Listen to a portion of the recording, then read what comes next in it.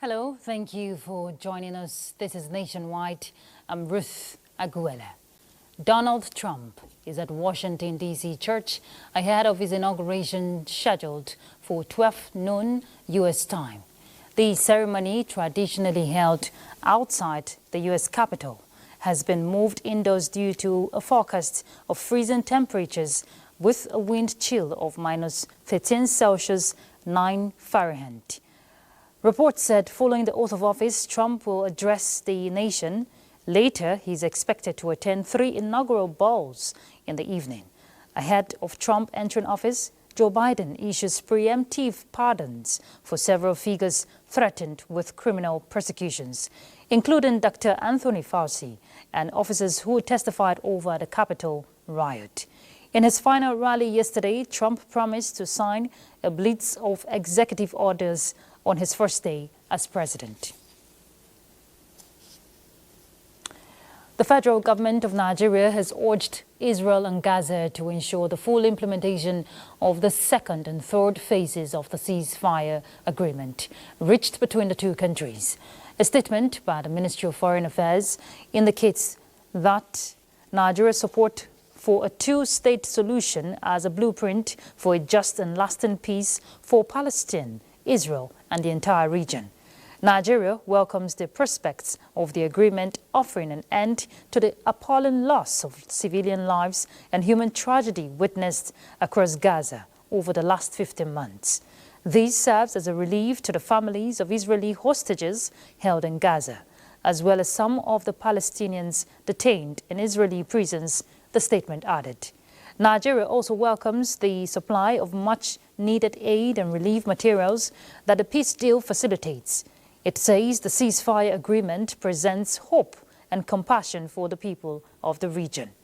Therefore, the Nigerian government praises the Arabic Republic of Egypt, the State of Qatar, and the United States of America for their painstaking work during the negotiations, which they will now act as international guarantors. On bilateral ties, Nigeria and Egypt have reached a partnership agreement focused on food production, water management, and climate adaptation in crop cultivation. This development was highlighted during the Egypt-Nigeria Business Forum held in Cairo. The Nigerian delegation was led by Foreign Affairs Minister Yusuf Tugar, who attended alongside Agriculture Minister Abubakar Kyari and the Minister of Water Resources, both of whom presented at the forum. Abubakar Kyari, Minister of Agriculture and Food Security, emphasized that the discussions underscored the importance of technical collaboration and knowledge exchange between Nigeria and Egypt. He noted that Egypt's expertise in crop and livestock production, food technology and water resource management offers valuable opportunities for Nigeria to learn and adapt. The minister announced that both countries have agreed to form technical teams to initiate joint projects supported by their respective governments and private sectors. Furthermore, Nigeria and Egypt signed an agreement to establish a comprehensive partnership aimed at combating terrorism and extremism while promoting peace and sustainable development across Africa. Foreign Affairs Minister Yusuf Tugar welcomed the proposal to establish a Nigeria-Egypt Chamber of Commerce this year, which he believes will enhance trade and investment opportunities between the two countries, particularly in agriculture, a vital sector of Nigeria's economy. Implementation, we hear, has started on the agreement signed by Nigeria and France in December 2024 in Paris. Minister of Solid Minerals Development, Dele Alake, expressed delight for the implementation with the provision of advanced technological equipment and funding for the exploration of geological data for the Nigeria Geological Survey Agency. The minister and France Interministerial Delegate for Strategic Minerals, Benjamin Gazelot, met at the Future Minerals Forum in Saudi Arabia, where they fine-tuned details of the cadastral sector agreement. Dele Alake observed that adopting modern mining practices using cutting-edge technology was the way to go for the Nigerian mining sector. The French minister, on his part, announced that a list of interested French mining companies would be forwarded to Nigeria, as Nigeria is set to also benefit from funds being managed by France to build the capacity of geologists and laboratories in Africa. 1,000 geologists from Africa have already benefited from similar partnerships.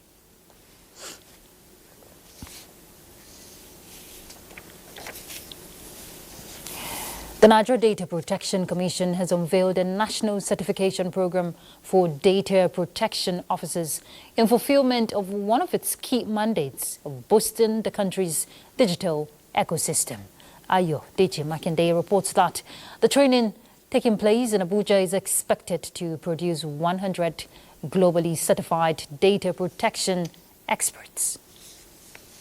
Participants are drawn from different sectors of the nation's economy to receive training on cyber analytics, security, data privacy and protection as key components of Nigeria's digital economy. National Commissioner, Nigeria Data Protection Commission, Vincent Olatunji, identifies gaps in the prerequisites for effective data management as factors necessitating the training of this group, as the country intends to create newer digital jobs and be a net exporter of data protection officers. We came up with the idea of training and paying for the certification of data protection officers who will now become certified, who have certificates to actually practice as data protection officers. You will be allowed to go and read thoroughly because the exam is not going to be easy because it is globally competitive. Minister of Communications, Innovation and Digital Economy, his counterpart in the Youth Development Ministry and other government officials emphasized the importance of utilizing available statistics on Nigeria's expected exponential population growth as a foundation for a prosperous digital economy. Remember, you've been given the chance to chart a path and a future for yourself that will not only make you prosperous, but also open up opportunities for the country. Or upskill most of the skills that we have. The certificate is not enough to say I am 2-1, I am 2-2, I am 2-0, you will just remain where you are. Experts in related fields are training 100 of them over a week for their induction into data privacy and protection space before writing the international certification examination with all fees paid by the federal government.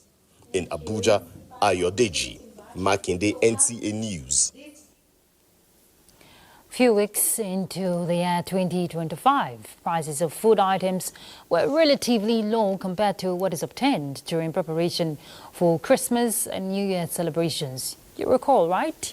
Well, our correspondent, Oyeyinka Omole, who was at one of the markets in Ibadan, brings her findings. Let's see that. Few weeks after the celebration of Christmas and the New Year, NTA News is at Bodija International Market, being one of the major food markets in southwest Nigeria, to explore the market to see how the buyers and the sellers are faring. During the Christmas, it's 82 to 85 pounds, and the base is 150. The bag of rice is now 77,000 naira, and the base is 110. Going by the reduction in the prices of major food items like yam, rice, beans, yam flour and garri, as well as ingredients, expectations of the sellers are high. In my own opinion, I would say it's a little bit less. Buyers, however, lamented limited numbers of youths in agriculture, lack of price control, insecurity in farms, and high costs of transporting food items from farm as bane of food sufficiency. A lot of people even live in rented houses where they don't even have space, talk less of now growing something. Other response advise Nigerians to embrace dry season farming, calling on governments to provide effective irrigation system to farmers in order to ensure food sufficiency. Oyeyinka Omole, NTA News.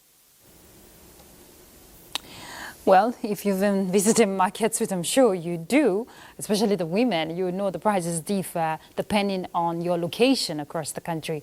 But let's get more insight on the issue as to what it obtains in Ibadan. Oyeyinka is standing by live to tell us more. She's at one of the markets. Yinka, please tell us, the prices for us here in FCT may differ. So what are your findings?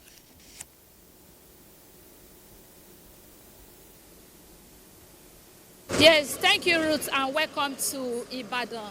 We've moved away from Bodija International Market, and we are now at Oje Market, one of the ancient towns in the heart of Ibadan, the Oyo State capital. We looked at the prices of food items, and we discovered that there has been a slight reduction when compared to what obtained during Yuletide. You know, preparation were heightened during the festive period, whereby almost every household would like to purchase one type of food stuff or the other. Now, few weeks after the festivities, prices of food items like rice, beans, yam flour, even the prices of gari and yam remain static. Reason being that there are lots,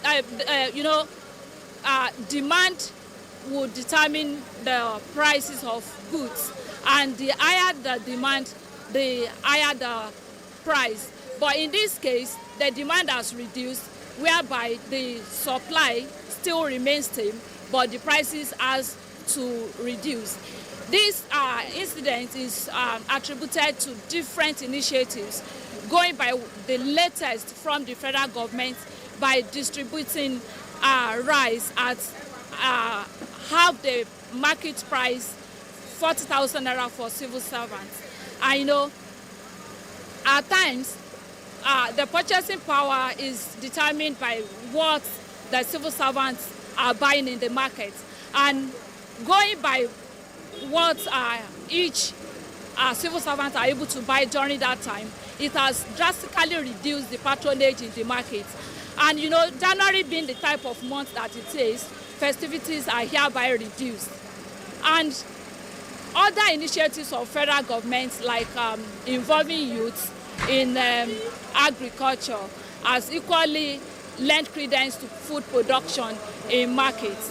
And going by this, people still advise that a lot has to be done in order to sustain the tempo, as in making sure that we have food sufficiency.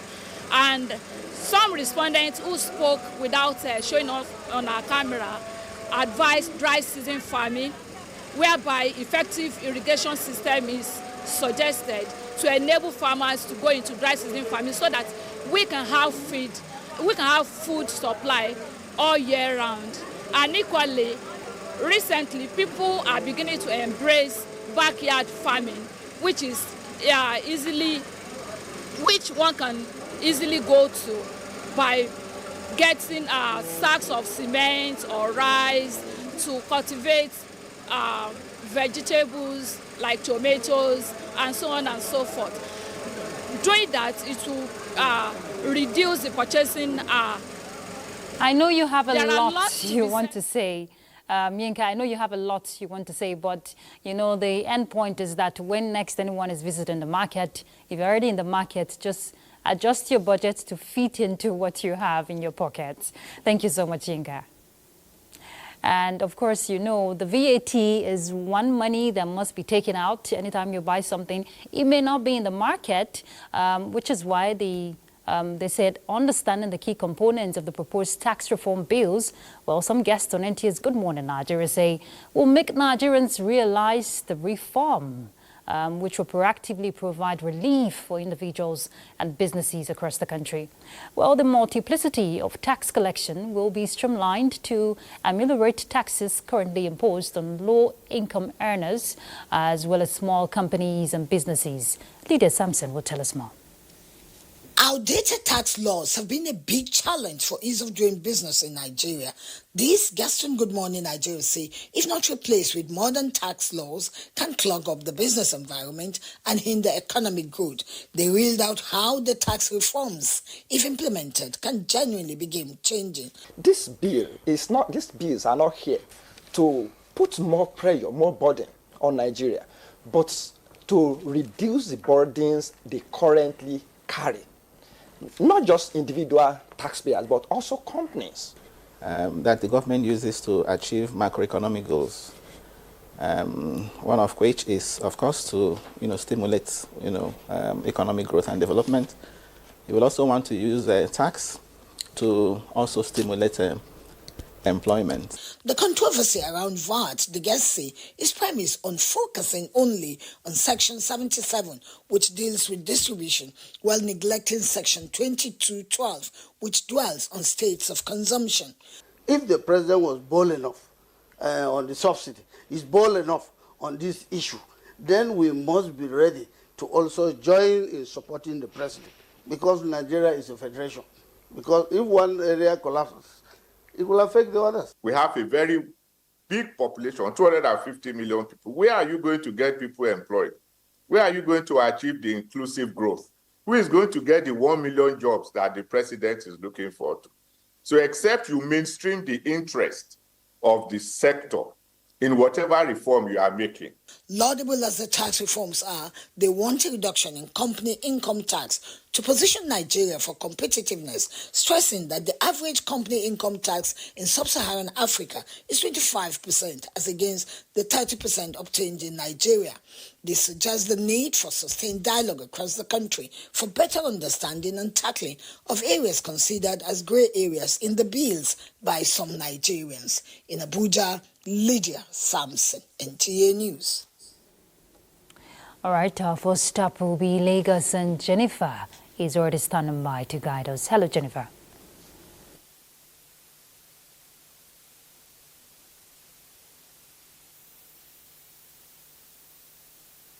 Thank you, Ruth.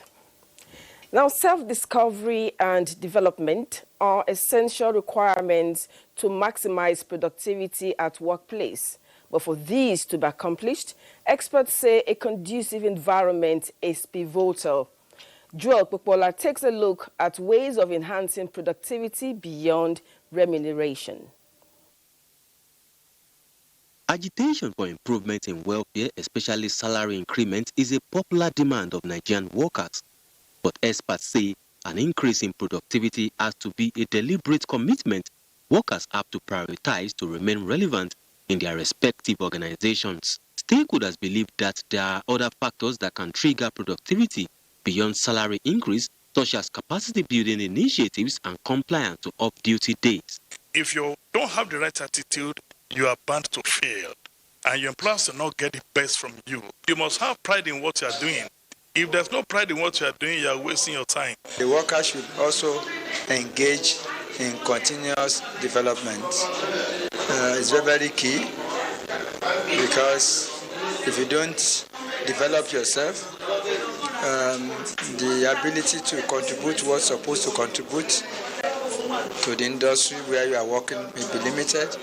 Recognition of excellent service, setting achievable goals for members of staff can also promote healthy competition with a positive impact on productivity. Experts say self-development and willingness to go the extra mile by workers is also essential. Too many things can bring out the best in workers.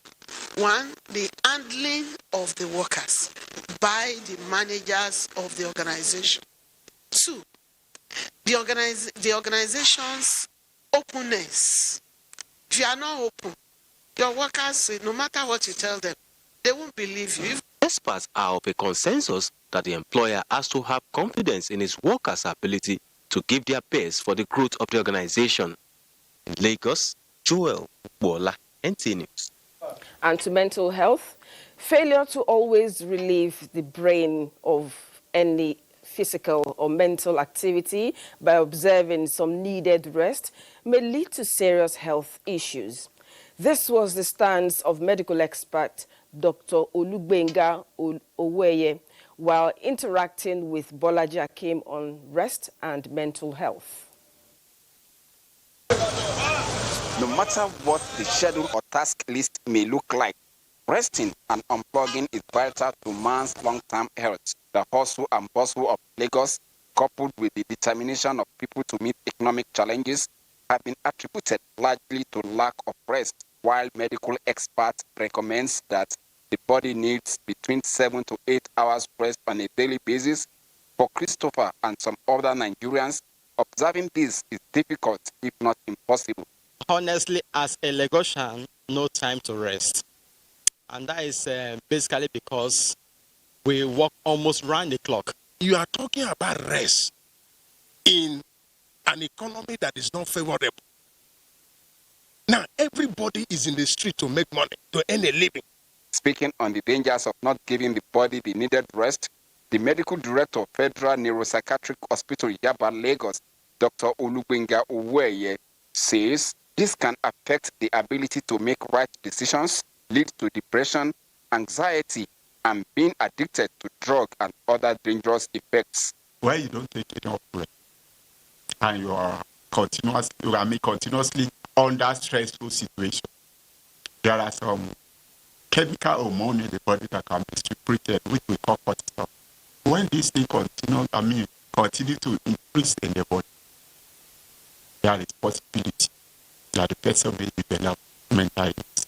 Despite one's busy schedule and struggle for economic survival, Dr. Oweye advocates taking time off from stimulating environment as a sure way of ensuring good health and sound mind, because rest is a fundamental part of success, health, and happiness. In Lagos, Bolaji Akim, NTA News. Now, those are stories from Lagos. Nationwide will continue in Kaduna Network Center after the break. To Kaduna on Nationwide. Proven of scientific parameters in production of biotech, teller maize and cowpea products initiated by Institute of Agricultural Research was the focus as experts converged for one-day symposium at the Ahmadu Bello University, Zaria. Lawa Salau Inwa report that the expert submission debunked the rumor alleging lack of proper investigations before initiating the products. Highlighted the significance of teller maize and cowpea, especially as drought-tolerant and insect-protected crops. With this new improved material, a farmer, if the field is well managed, he can get at least not less than 2 tons.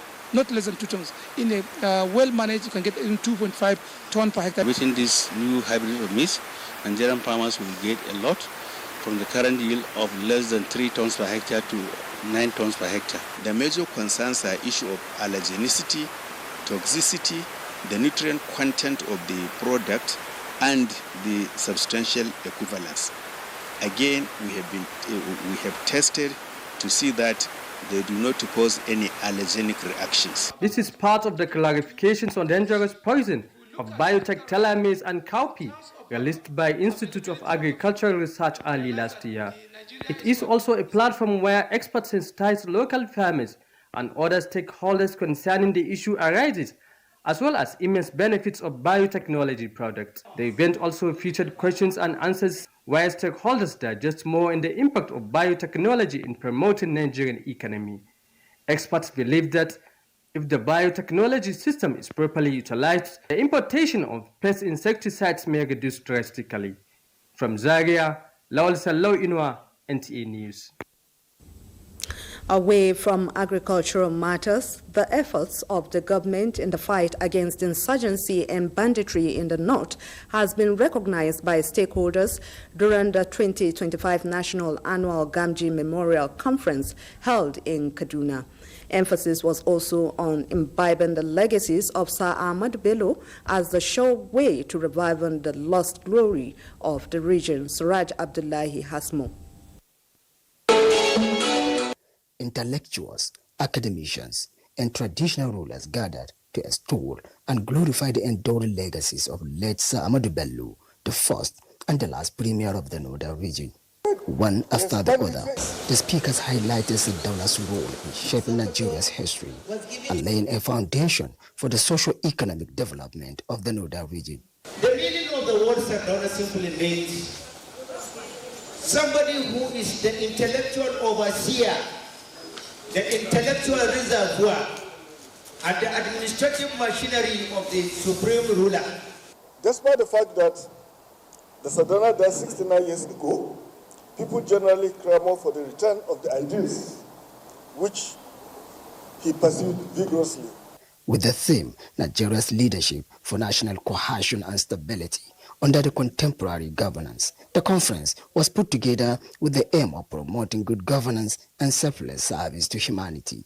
We all acknowledge his contribution to the development of the northern Nigeria. We borrow a leaf from the selfless service and leadership examples of the late sage, in person of Sir Ahmadu Bello, the Sardauna of Sokoto.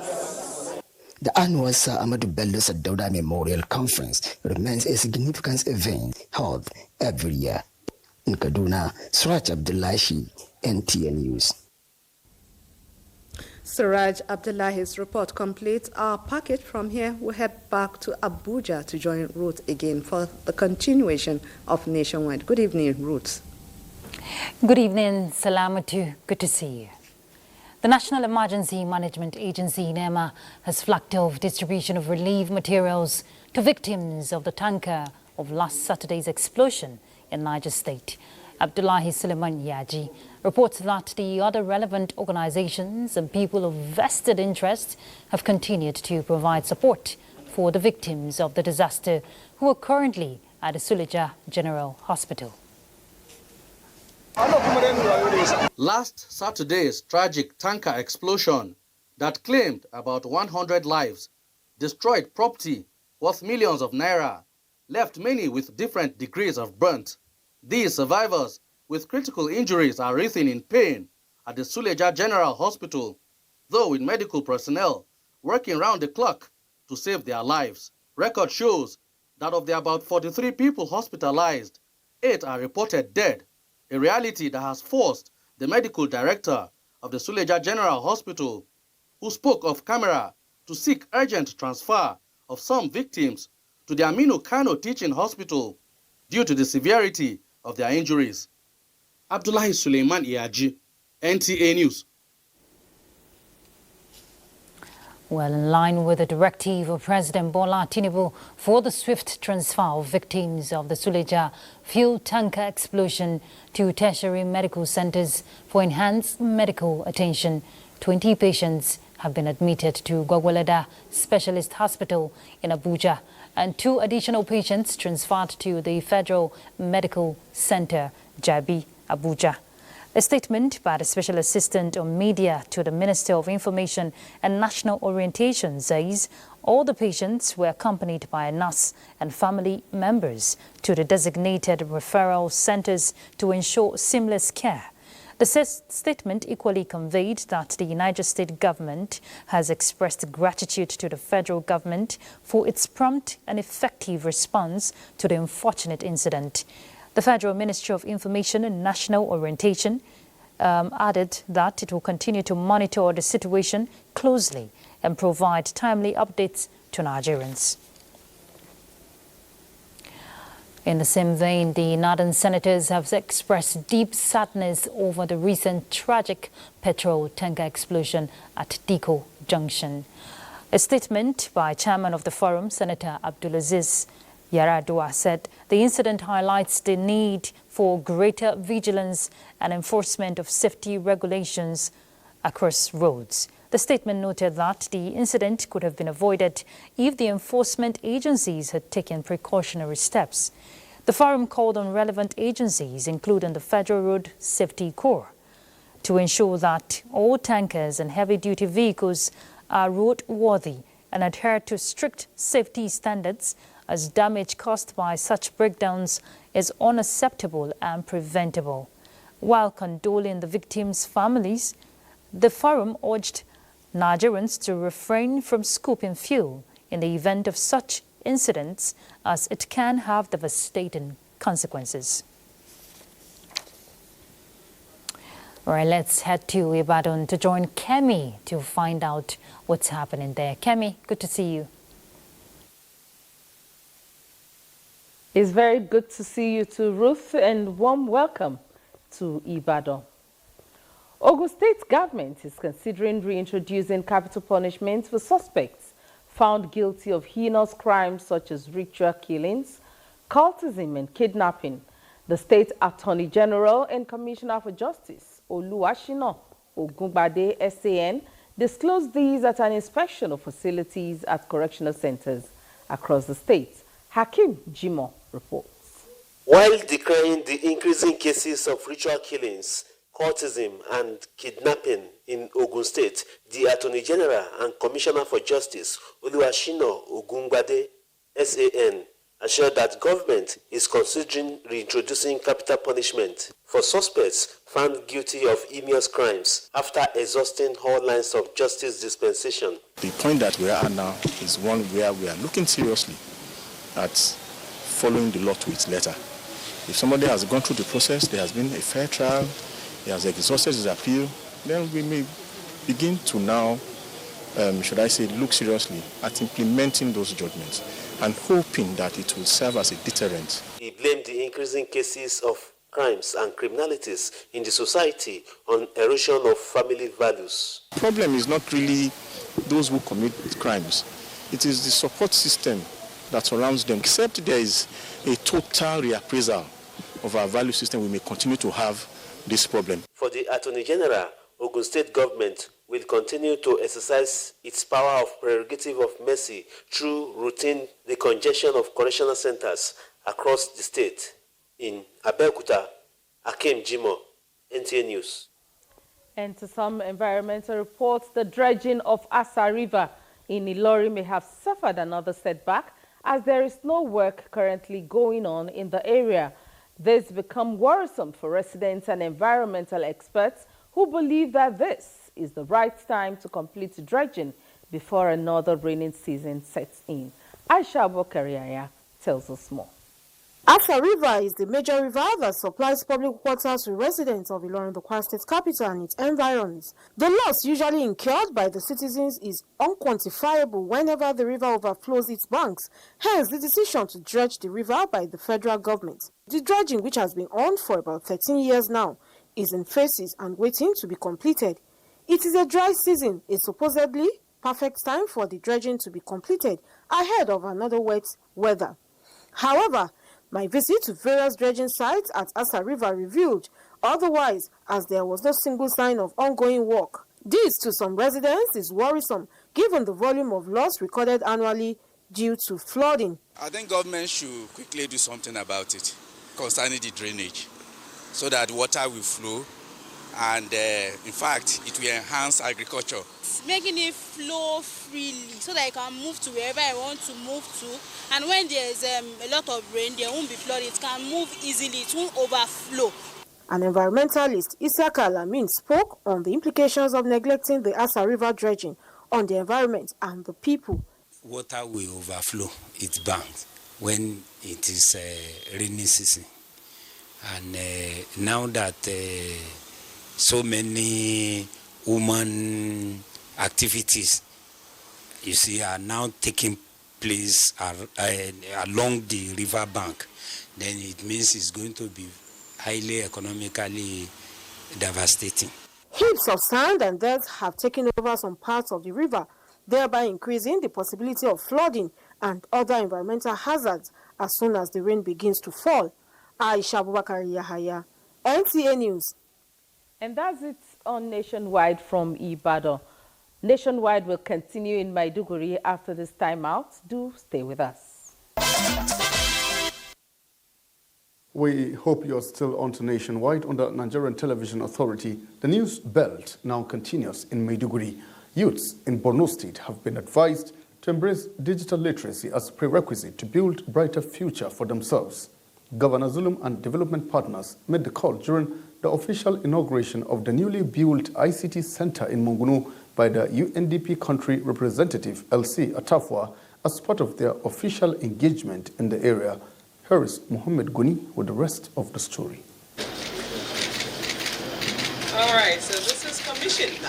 The newly completed Information Technology Center in Mungunu is one of the centers the Zulum administration has been establishing across the state as part of efforts to promote digital knowledge and create jobs among the teeming youth. The 300-capacity ICT Center in Mungunu produces 1,200 graduates annually after exposing them to various aspects of digital skills. Governor Zulum and the development partners have encouraged the trainees, saying the digital literacy is the gateway for progress in the ICT era. And I'm here standing before you because of the level of my education. I urge all of you to do very well and ensure that you learn very well, because digital literacy at this very particular time is necessary.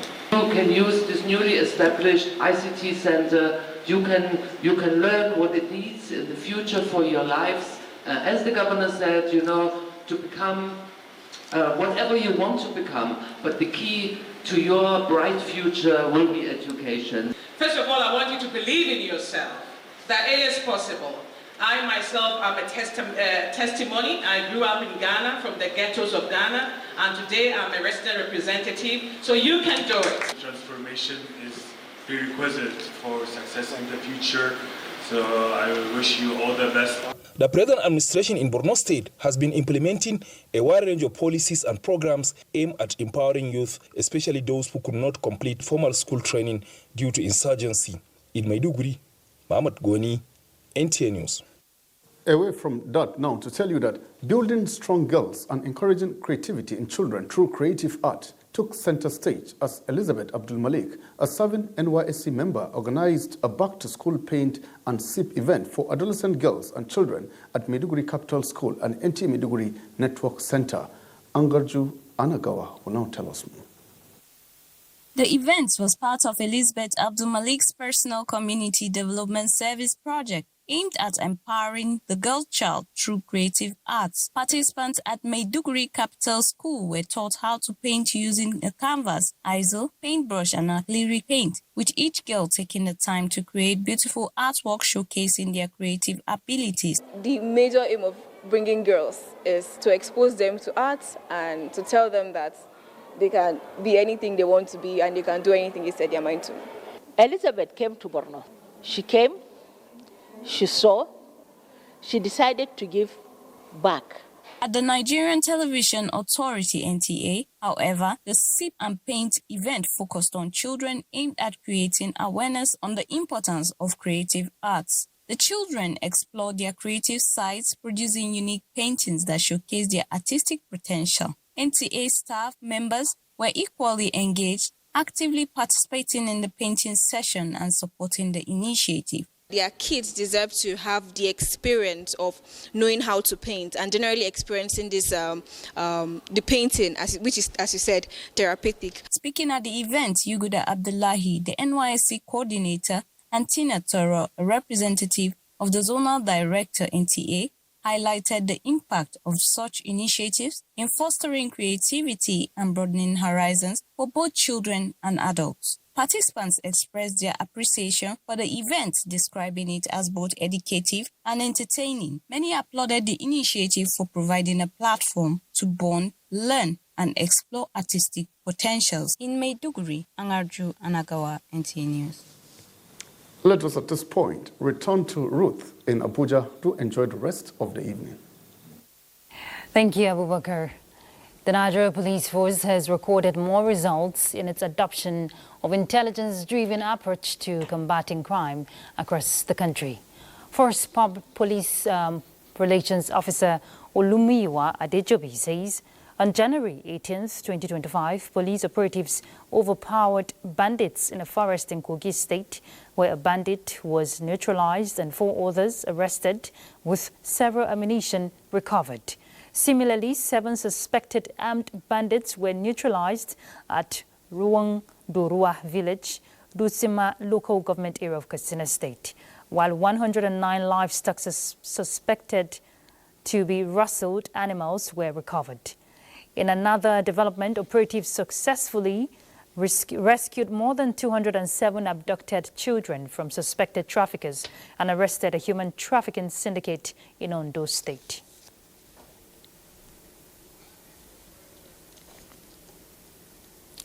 The 90 Amphibious Battalion of the Nigerian Army in Koko Delta State has heightened strategies that will further combat crude oil theft and pipeline vandalism in the Niger Delta region. Defense correspondent Ismail Musa reports that the commanding officer of the battalion, Colonel Oluwale Okedigba, restated this at the 2024 West African Social Activities in the state. The 2024 annual West African Social Activity WASA is an annual social tradition in the Nigerian Army that seeks to further harmonize personnel and their families by strengthening the existing bonds among different ethnic groups in the barracks community.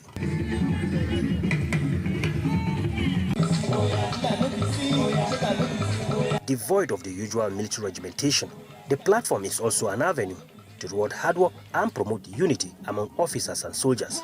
The commanding officer of the 90 Amphibious Battalion of the Nigerian Army promised to upscale the domination of its area of responsibility to achieve more success than the preceding year.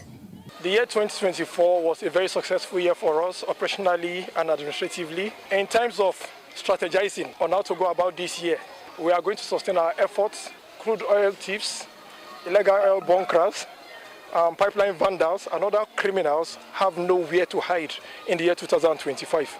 Let them be ready, because the 90 Amphibious Battalion is well positioned and ready to ensure that they have no hiding place and all the activities will be countered. We celebrate not just the traditions of our armed forces, but the spirit and unity that define them. Events like this remind us that behind every soldier is a vibrant individual connected to community and culture. The unique event is a celebration that marks the end of a successful 2024 training year. Ismail Musa, NTA News. Experts are advocating the use of data mining and tracking emerging security threats. This was highlighted at a leadership course on data mining and geospatial intelligence organized by the National Institute for Policy and Strategic Studies. Chief of Defense Staff General Christopher Musa, in a message to the participants, stressed the need for interagency collaboration for effective security management. And I wish each participant to have an open mind discussion that who will use, or those of you coming behind will use in your analysis. Data mining is not just about mining data, it's about linking data to make sense to the ordinary person. In a very, it mentioned finding patterns that are not visible to the ordinary eye. And of course, with the advancement in IT, there is just nothing you cannot do. Create a convivial environment for agencies, experts, both in theory and practice, to meet together, to understand where our strengths are and where our weaknesses are, and to combine our strengths together to be able to provide security for Nigeria. The seminar has the theme Rethinking New Approaches to Security and Economic Growth. And next will be Sports Update. All right, and that concludes Nationwide. But before we go, let's inform you that we have a special broadcast coming up at 5:30 p.m. on the network service of the NTA, Trump's Inauguration 2025, where we'll bring you happenings from Washington, D.C. as Donald Trump takes oath of office as the 47th President of the United States of America. You don't want to miss that. Enjoy and have a beautiful evening. I'm Ruth Aguilera.